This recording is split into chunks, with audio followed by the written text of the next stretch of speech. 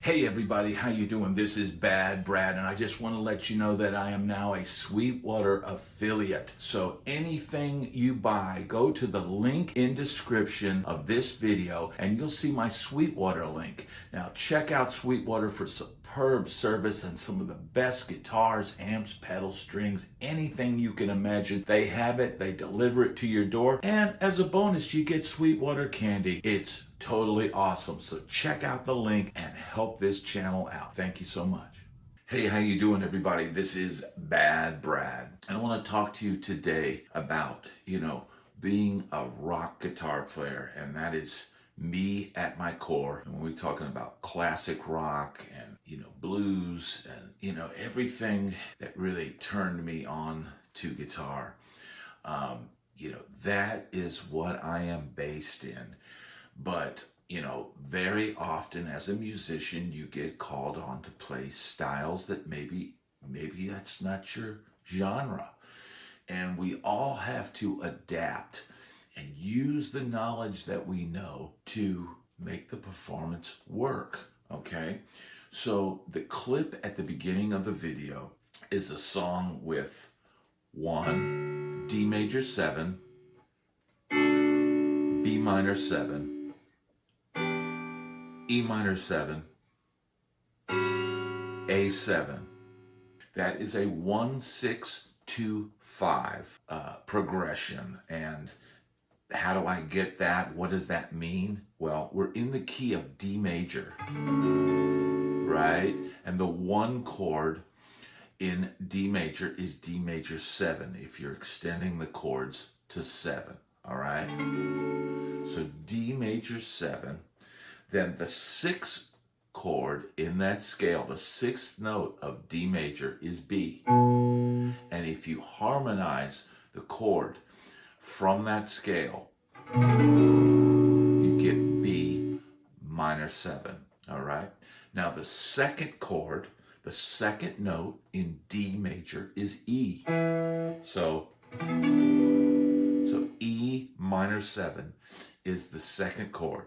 And the 5th chord, the 5-1 chord, is the A7, based off the 5th note of the D major scale, all right? And I'm adding these 2 notes. If you see, I have 1, 2, 3rd finger, and then pinky across here. To add a 6 and a 9 on top. Just love the way that chord sounds, okay? But now you could add some some dissonance to those chords by playing. So lowering the pinky down a half step, so. And then resolves to 1. Okay, so these are basic garden variety chords. And if you do not know these chords, make sure to learn them. All right, once again, D major 7. All right, now that is right out of this fifth fret shape of, just about everybody knows this bar chord. Now all I'm doing is taking this one note, and lowering this down a half step, and by doing that, it gets that nice, pretty major 7 chord sound. Now for the B minor 7, I'm playing a B note on the E string, and then the D triad, D major triad right there, and adding a B note. So that's how I play that. All right. Now the 2 minor chord is just like this same shape, except I'm lowering the 3rd note to make it a minor 7. So, all right. And just to make it simple, on the A7, at the 5th fret, I'm playing A, and then a G on the D string, and then a C sharp on the G string. So, right, now you can add that pinky here, a half step at the same place where you put that 3rd finger, on the same fret, the 6th fret. Gives you that beautiful jazzy sounding dissonance. Right? Now, for the solo that you heard me play, it's not really very complicated what I do, and maybe it sounds more complicated than it is, but essentially all 4 chords are diatonic to the D major scale. So I'm doing a lot of D major type runs of the D major scale. Now, if you haven't learned the major scale, I have a good lesson on the 5 fingerings of the major scale. But for now, I'm going to concentrate right here at.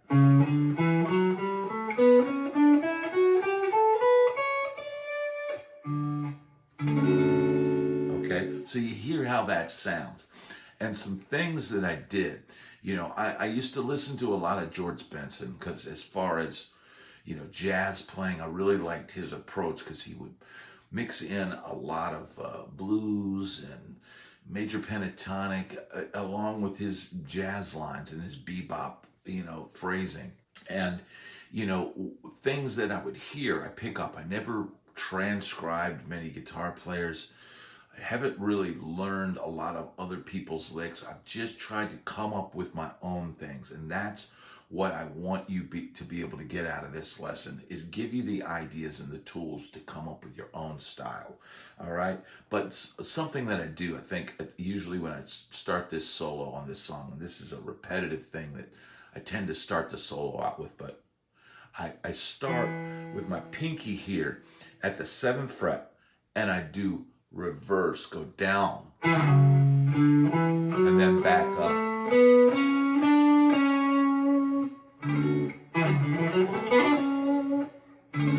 So.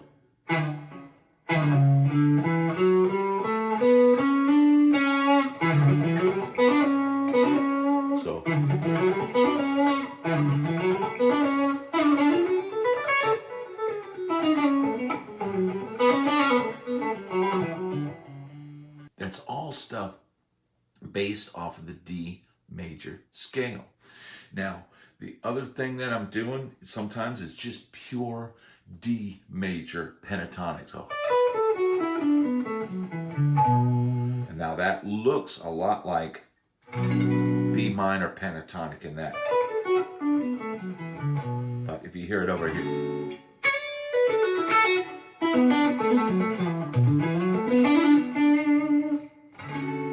right?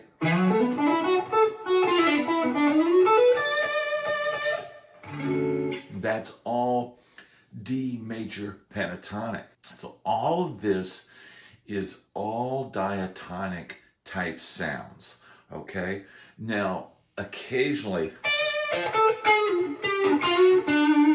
I'll throw in a little bit of that minor pentatonic mixed with the major to get a little bit of grit, a little bit of a dirtier type sound with that.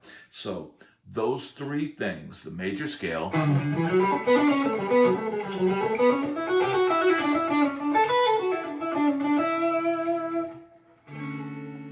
and these are not lines that I transcribed. These are just things that I've come up with over the years to make the scale sound more interesting, because you can't just go.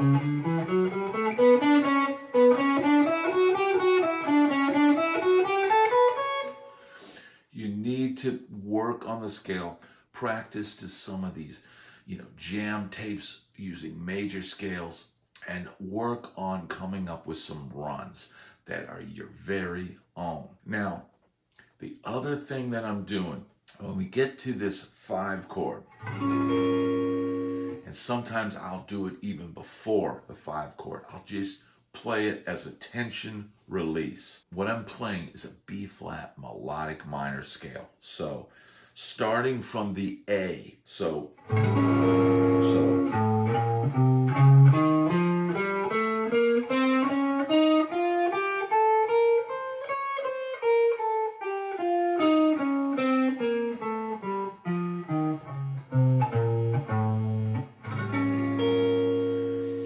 you can hear that adds an exotic color to what I'm doing.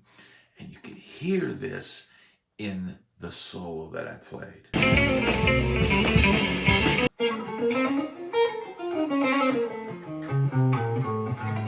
And then back to.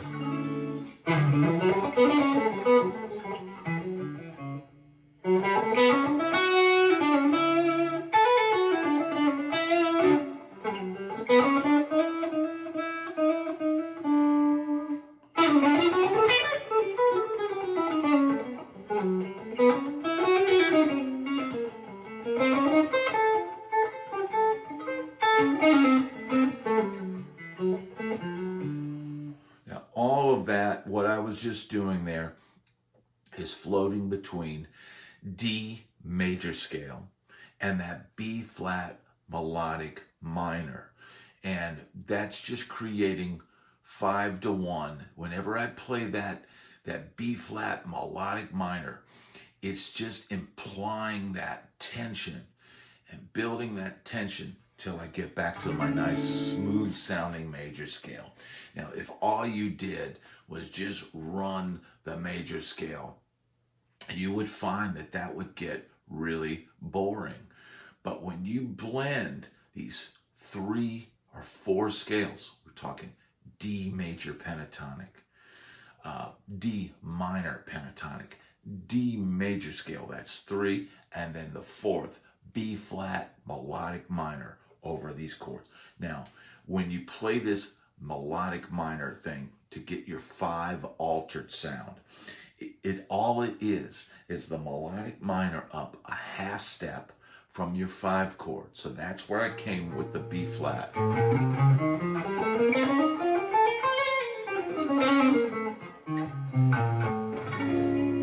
So these are really simple, and you can start by just playing a D major scale, your D major pentatonic, which they really kind of intersect in the notes. It's just the D major pentatonic has less notes, and your D minor pentatonic. And even just between those 3 flavors, you've got enough to create an interesting solo. So D major pentatonic,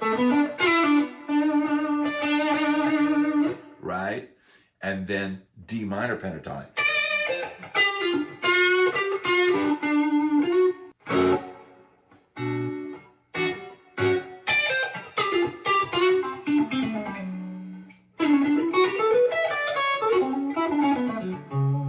Okay, that's D major scale, and I'm outlining the D major 7 arpeggio.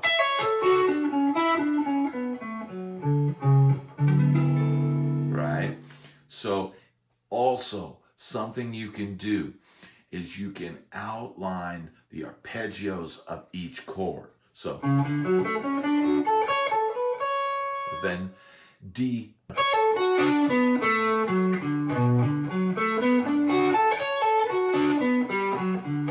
right? Then E minor 7.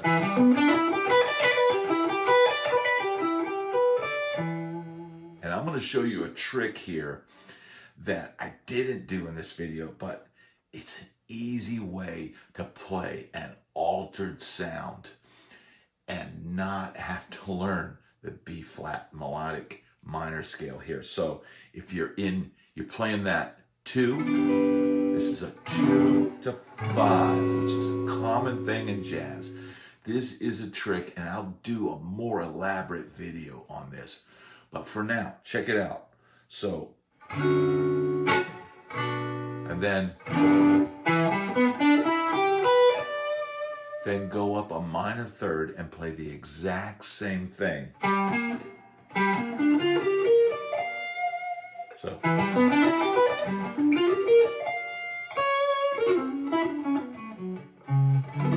then resolve to your D major.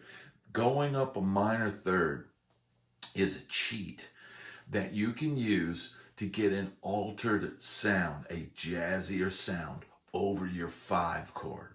All right? So these concepts that I'm giving you are the tools for you to develop your own style. And even if all you are is a blues or a rock guitar player, these are simple concepts that you can use to add a little bit of jazz flavor to your playing. Because, you know, if you're playing out live and you're playing with a band, you never know when you're going to be in a situation where you might have to fake your way through some jazz. Now, I'm not a jazz player, but you know what? When it comes time to get it done, I use the skills that I have to get the job done. And you can too. Thank everybody for watching this video. I'm Bad Brad. Please hit like and subscribe. I'll see you on the next video. Thanks for watching.